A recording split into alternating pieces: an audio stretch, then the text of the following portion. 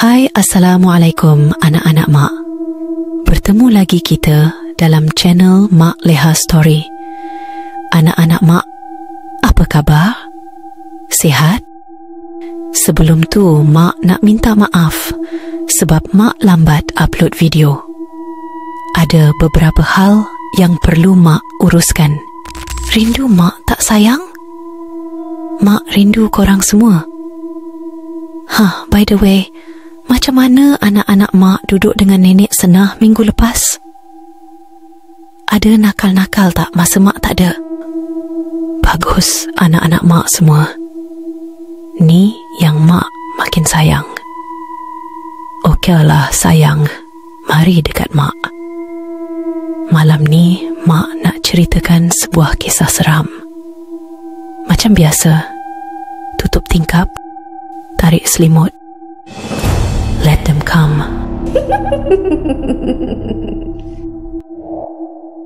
Kisah ini menceritakan tentang pasangan suami isteri bernama Sabri dan Kila. Mereka mempunyai 2 orang anak, iaitu Boy yang berusia 3 tahun dan Nita yang masih berusia 6 bulan. Selepas 4 tahun menjadi suri rumah, Kila mengambil keputusan untuk kembali bekerja. Kerana dengan mengharapkan gaji Sabri sahaja, banyak plan mereka tergendala. Sehingga untuk membawa anak-anak bercuti pun terpaksa fikir 2-3 kali. Setelah mendapat persetujuan daripada kedua belah pihak, mereka, suami isteri, bersepakat untuk mengupah seorang pembantu rumah untuk menjaga anak-anak mereka sementara mereka bekerja. Tanpa memerlukan masa yang lama, mereka mengupah seorang pembantu rumah melalui sebuah agensi. Pembantu tersebut bernama Kak Tuti yang berasal dari Indonesia. Umurnya 5 tahun lebih tua dari Sabri. Selepas beberapa minggu kedatangan Kak Tuti, Kila dapat bekerja tanpa memikirkan hal di rumah dan anak-anaknya. Kewangan mereka, suami isteri, juga lebih stabil. Pada awalnya, semuanya berjalan baik-baik saja. Sehinggalah pada suatu malam, ketika semuanya telah tidur, Kila ke dapur untuk membuat susu anaknya. Untuk ke dapur, dia harus melalui hadapan bilik Kak Tuti yang terletak berhampiran dapur. Ketika lalu di hadapan bilik Kak Tuti, dalam suasana rumahnya yang gelap dan sunyi, Kila dapat mendengar sayup-sayup suara seperti orang sedang berbisik membaca sesuatu di dalam bilik Kak Tuti. Jam menunjukkan pukul 1 pagi. Kila berfikir, mengapa Kak Tuti belum tidur? Apa yang dibaca tidak begitu jelas kedengaran. Takkan Kak Tuti buat konten ASMR pula? Namun Kila tidak mahu mengganggu Kak Tuti. Mungkin dia sedang bangun solat malam atau sedang bercakap di telefon. Kila pun berlalu pergi ke dapur untuk membuat susu. Ketika sedang membasuh susu untuk anaknya, dalam suasana rumah yang gelap itu, samar-samar Kila terlihat kelibat seorang wanita sedang duduk mencangkung di hadapan pintu tandas sambil memakan sesuatu di atas lantai. Pada awalnya, Kila menyangka itu adalah Kak Tuti, lalu menegurnya. Akak buat apa tu? Apabila Kak Tuti tidak menjawab, dia merasa sesuatu tak kena. Dengan perlahan, dia cuba menghampiri Kak Tuti. Akak. Namun baru sahaja dia hendak menepuk bahu Kak Tuti, tiba-tiba anaknya menangis. Kila segera menoleh ke biliknya. Apabila dia menoleh semula ke arah Kak Tuti, dia sudah menghilang. Tak lama kemudian, Kak Tuti keluar dari bilik tidurnya. Ibu, kok ibu nyari saya? Kila terdiam kaku melihat Kak Tuti keluar dari bilik. Sedangkan anaknya semakin kuat menangis, Kila masih berdiri di situ kerana masih terkejut. Kak Tuti pun mengambil botol susu di tangan Kila, lalu masuk ke bilik Kila tanpa segan silu untuk menyusukan bayinya. Tidak lama kemudian, Sabri keluar dari bilik dalam keadaan masih mengantuk, lalu memarahi Kila kerana membiarkan anaknya menangis. Ibu apa awak ni? Anak menangis. Awak boleh tercegat je kat sini. Nasib baik Kak Tuti ada. Kila hanya mampu terdiam dan terkilan kerana suaminya tiba-tiba meninggikan suara dan menyebelahi Kak Tuti. Saya esok dah lah nak bangun awal ada meeting. Awak ni tak boleh harap langsung jadi ibu. Kak Tuti mengasuh lagi elok.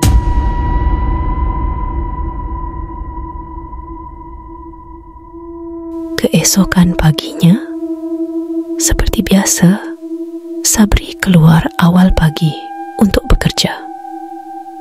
Kila tidak tidur tenang semalaman memikirkan hal itu. Memandangkan dia masuk kerja pukul 9 pagi, maka Kila menunggu Kak Tuti keluar ke pasar dahulu. Sebaik sahaja Kak Tuti keluar, Kila senyap-senyap masuk ke bilik Kak Tuti. Dia memeriksa seluruh bilik Kak Tuti kerana kecurigaannya kuat, mengatakan ada yang tak kena. Alangkah terkejutnya Kila saat menemui sebuah kotak aneh yang berisi ikatan kain kuning, gumpalan rambut, secebis kertas dalam tulisan kuno yang dia sendiri tidak faham. Dia pun cepat-cepat mengambil gambar sebagai bukti. Tidak lama kemudian, Kak Tuti pulang, lalu Kila terus berangkat kerja. Seperti biasa, di tempat kerjanya, Kila tidak fokus kerana memikirkan hal itu. Lalu dia bercerita kepada rakan sekerjanya, Alia. Kila, aku bukan nak masuk campur urusan rumah tangga korang tau. Tapi aku rasa orang gaji kau tu something wrong lah. Better kau hati-hati. Bincang dengan suami kau elok-elok. Kata-kata Alia itu menambahkan lagi kecurigaan Kila terhadap Kak Tuti. Setelah pulang dari kerja, Kila segera menceritakan semuanya kepada Sabri. Kila juga menunjukkan gambar kotak mencurigakan yang dia temui dalam bilik Kak Tuti. Dia meluahkan kecurigaannya terhadap Kak Tuti. Malah sebaliknya yang berlaku. Sabri bukannya mempercayai kata-kata Kila. Malah dia mula naik marah kerana Kila merosakkan keadaan yang sedia ada. Sudah baik semata-mata kerana cemburu. Cemburu? Kenapa pula saya nak cemburu? Yelah, benda tak ada apa-apa, tapi awak tak habis-habis dengan cemburu buta awak tu. Inilah yang saya malas nak bagi awak bekerja. Dengar sangat kata-kata kawan awak tu. Kenapa saya pula yang disalahkan? Kita dah setuju pasal hal ni kan? Sebelum ni awak tak cakap apa-apa pun. Dahlah, saya malas nak bertekak dengan awak. Balik rumah nak rehat, tapi makin serabut kepala saya dengan awak. Baik, saya keluar lagi bagus. Bagus, keluar. Kau tak payah balik. Lagi bagus. Perbualan mereka bertukar menjadi pergaduhan. Sabri segera keluar dari rumah, meninggalkan mereka. Boy menangis melihat ibu bapanya bergaduh. Kila cuba memujuk Boy yang sedang menangis, tapi Boy berlari memeluk Kak Tuti. Kila hanya mampu memendam perasaannya. Kak Tuti seolah-olah telah merebut kasih sayang suami dan anaknya. Malam itu sekitar jam 12:30 malam. Setelah semuanya telah tidur, barulah Sabri pulang ke rumah. Dalam keadaan keletihan, dia menuju ke dapur untuk meminum air. Setibanya Sabri di dapur, tiba-tiba dia terlihat kelibat bayang-bayang melintas di sebelahnya dengan pantas. Siapa tu? Kak Tuti ke? Apabila dia sambung meminum air, dari hujung matanya sekali lagi terlihat kelibat hitam melintas. Tapi apabila ditoleh, tiada apa-apa di sekelilingnya. Di tengah ketegangan itu, tiba-tiba pintu bilik Kak Tuti terbuka. Kelihatan Kak Tuti baru keluar dari bilik dan berdiri di tepi pintu sambil memandang Sabri. Emangnya kenapa Pak lagi manggilin saya? Pandangan Sabri terkaku saat melihat Kak Tuti yang kelihatan begitu mempersona pada malam itu. Perasaan takutnya segera hilang seperti dipukau.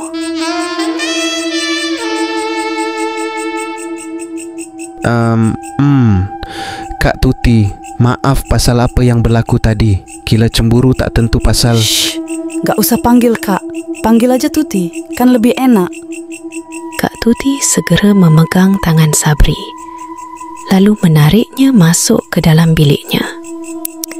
Sabri seolah-olah tak mampu melawan. Dia hanya mengikut saja, tanpa berkata apa-apa. Kalau Mbak Kila gak bisa beri kebahagiaan, Tuti sedia kok jagain Pak sampai kapanpun.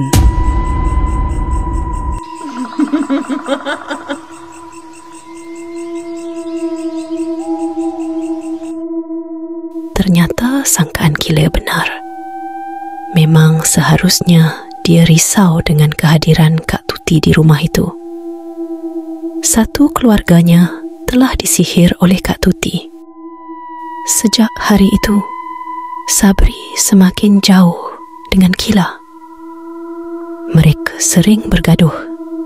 Lagi-lagi bila Kila menyebut tentang Kak Tuti. Bukan sahaja Sabri, malah anaknya Boy juga sudah mula memanggil Kak Tuti dengan panggilan Mama.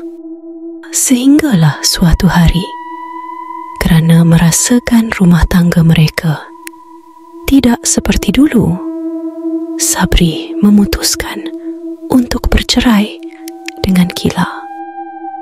Kila hanya mampu akur kerana dia kehilangan suami dan anaknya Boy. Kerana Boy tetap ingin tinggal bersama ayahnya dan Kak Tuti. Kila dan Nita pulang ke kampung untuk memulakan hidup baru. Beberapa minggu kemudian, Kila mendapat tahu bahawa bekas suaminya Sabri telah berkahwin dengan Kak Tuti.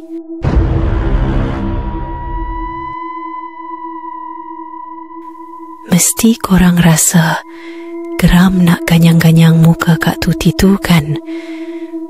Sabar sayang, Mak pun tahan emosi je ni dari tadi. Nanti Mak tolong sondol Sabri pula, biar Tuti sakit hati. Okeylah sayang. Itu saja kisah untuk malam ni. Mak ingat nak cerita 2 kisah malam ni, tapi akibat geram dengan Kak Tuti, hilang idea Mak. Esok-esok Mak cerita kisah lain pula. Ya sayang, jangan lupa tekan like, subscribe untuk cerita-cerita seram selanjutnya. Sehingga kita berjumpa lagi sayang. Bye, Assalamualaikum.